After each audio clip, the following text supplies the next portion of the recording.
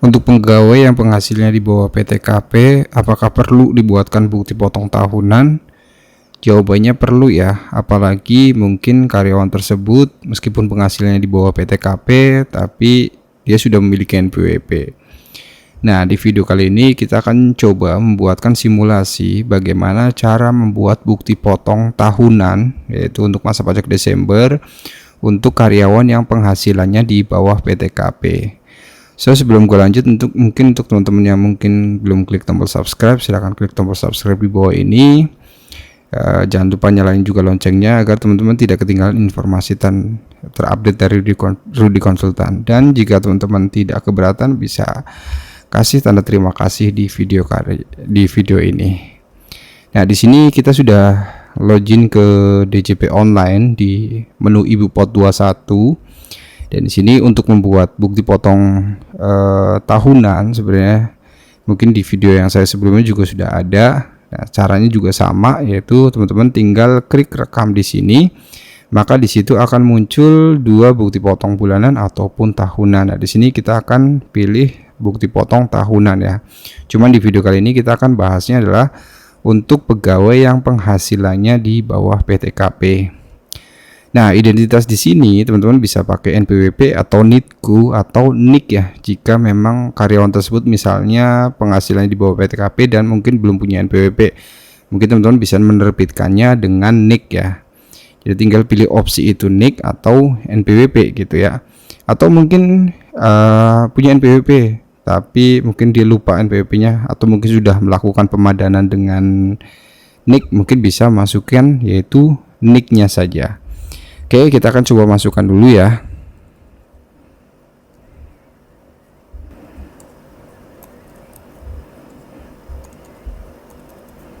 Di sini saya masukkan 16 digit yaitu NIK. Sekarang ini saya coba simulasiin pakai NIK saya ya. Nah, setelah dimasukkan 16 digit NIK, teman-teman bisa cek di situ ya. Dia akan memproses, dia akan mencari NIK tersebut pemilikannya siapa. Alamatnya juga akan terlihat di situ. Pastikan jika memang teman-teman NIK-nya misalnya tidak ditemukan atau mungkin NPWP-nya ditemukan, mungkin ada kesalahan dalam pengisiannya ya, entah itu digitnya ya. Nah, setelah selesai, maka di situ akan muncul nama, alamat, kelaminnya ya. Nah, setelah itu teman-teman bisa isi yaitu status jumlah tanggungannya. Misalnya di sini kita isi K3 gitu ya. Nah, terus kemudian jabatan nih, mungkin staff atau mungkin staff operasional dan lain-lain, silahkan sesuai dengan kerjanya si staff tersebut gitu ya. Nah, untuk status karyawan asing, kalau memang dia tenaga asing ya silahkan isi, kalau enggak ya abaikan saja. Nah, di sini kode objek pajak yaitu di sini karena 21101 ya untuk pegawai tetap. Nah, terus kemudian jangan lupa isi tahun dan masa pajaknya, karena di sini kita akan buat untuk bukti potong tahunan tahun 2024, maka kita pilih tahun 2024. Dan di sini kita pilihnya yaitu masa 1 sampai dengan masa 12. Jadi di sini untuk masa kerjanya ya dari bulan Januari sampai dengan bulan 12. Di sini kita akan coba ya. Di sini saya rubah dulu deh status PTKP-nya TK0 aja.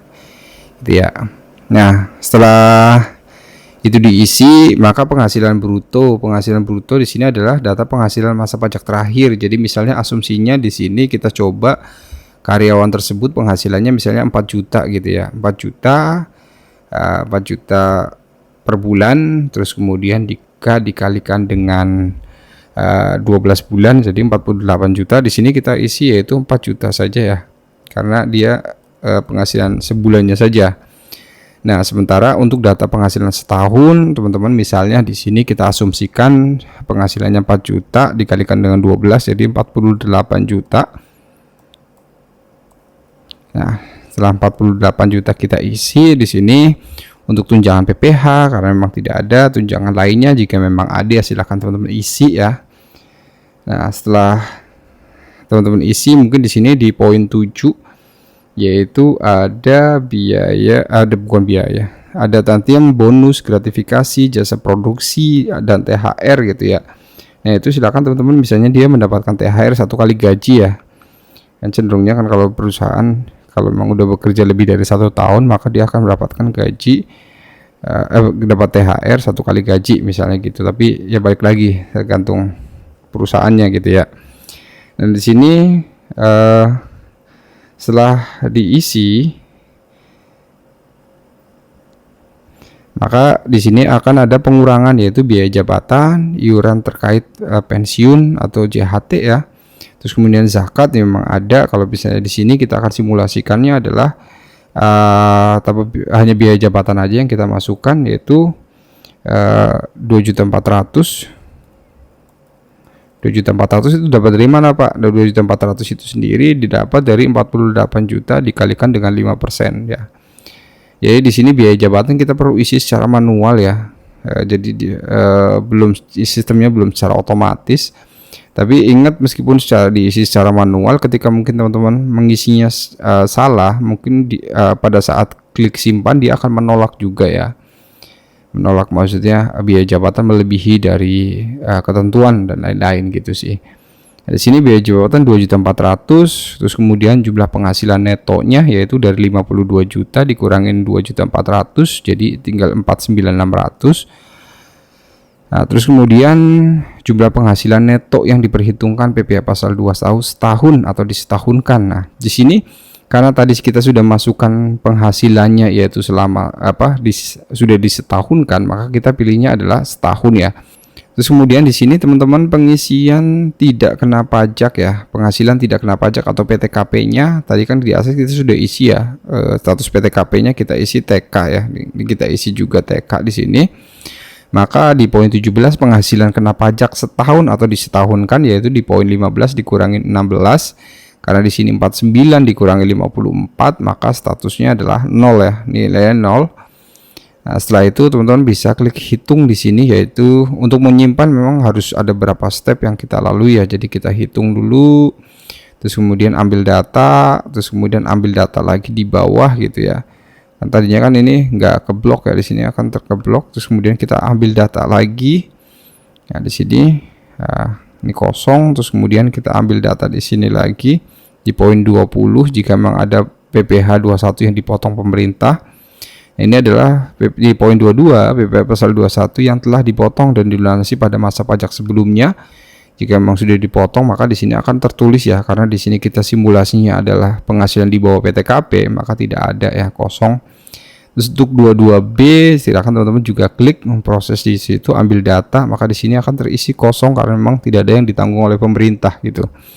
Terus kemudian silakan isi pengurus, penandatangannya juga. Nah, setelah itu teman-teman bisa checklist pernyataan di sini dan klik simpan. Nah, ketika sudah data berhasil disimpan, dia akan menanyakan apakah mau rekam lagi atau tidak. Jika memang tidak, tinggal klik tidak. Nah, untuk melihatnya teman-teman bisa masuk ke tahunan di sini ya. Nah, nanti datanya ada, pilih masanya dulu nih, masa 12 tahun 2024,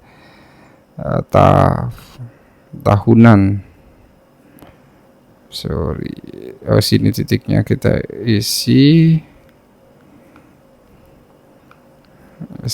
Sini masa pajaknya 12/2024, cari. Maka di sini akan muncul beberapa bukti potong yang sudah diinput ya. Nah, di sini akan muncul ya jumlah penghasilan bruto yang tahunannya ya. Jika teman-teman mau lihat, yaitu teman-teman bisa geser ke kanan ya untuk melihat. Karena ini posisinya tertulisnya adalah belum posting ya. Jadi di sini kan kita hanya simulasi saja ya. Nanti di sini akan muncul bukti potongnya. Tapi ingat, jangan lupa di upload ya. Ini kan karena simulasi jadi nggak saya upload. Ya, setelah upload teman-teman bisa download bukti potong pegawai tersebut ya. Oke, sampai sini dulu ya tentang ini. Saya hapus dulu karena ini cuma contoh, saya hapus saja. Untuk menghapus juga cukup mudah ya teman-teman, tinggal di sini kan ada tombol melihat, ubah dan hapus. Teman-teman bisa klik hapus di situ. Nah, dia akan muncul pop up ya, hapus bukti potong ya. Jika memang salah, teman-teman bisa klik hapus di situ. Ya, berhasil. Jadi dia sudah menghapus bukti potong yang tadi kita buat. Oke, sampai sini dulu ya tentang pembahasan bagaimana sih cara membuat bukti potong tahunan untuk pegawai dengan penghasilan di bawah PTKP. So, jika teman-teman suka dengan video ini, jangan lupa klik jempol ke atas. Jika teman-teman rasa video ini bermanfaat, tidak ada salahnya share ke teman-teman kalian. Mari kita berbuat baik, mari kita men-share ilmu pengetahuan kita untuk orang lain yang mungkin belum tahu ya. Dan jika teman-teman juga rasa butuh jasa konsultan, teman-teman bisa hubungi nomor WhatsApp kami yang tertera di profil channel kami. Terima kasih sudah menonton dan sampai jumpa.